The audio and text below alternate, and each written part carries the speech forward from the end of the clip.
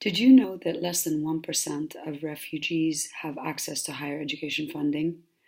My name is Rama Chakaki. I am a global citizen, and my mission is to provide funding for refugees seeking higher education, or an equivalent that can help them earn an income and be able to get out of refugee camps and out of the poverty cycle. For the last 15 years, I've been working with youth groups throughout the Middle East in conflict zones and in areas where those youth are affected by conflict. And what I've come to realize is when youth are in the conflict zones, in refugee camps, their prospects are very limited. There are over 400,000 Syrian youth in Lebanon.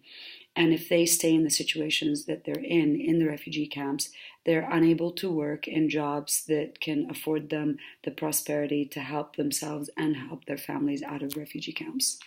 So I set up the VIP fund, and in the VIP fund, we deliver education that is relevant for the job market.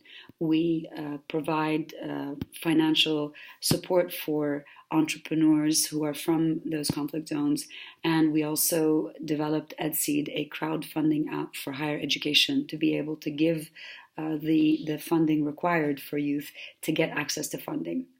Now, in my 15 years, I have seeded social enterprises that are supporting youth through health, youth education, youth fitness. And I find that all of these activities combined help alleviate poverty. Because if you are fit, if you have the right education, if you are physically able, then you can help yourself. And refugee families, many of them are extended larger families. So if you are able to give an education to one person who can become a doctor or an engineer, or get employment online if the country they're in has limitations for their local employment, with the money that they gain, they can lift their entire family out of poverty. So our target is to help 6,000 refugees in the next 3 years get access to higher education funding.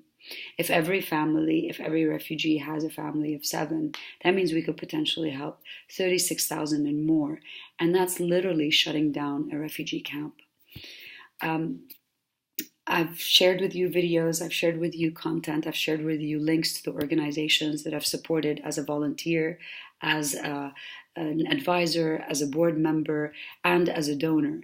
And I would benefit greatly from the $100,000 grant to achieve this goal of supporting 6,000 refugees. I've also included a video to help you see how I could do that. Thank you, and I look forward to your support.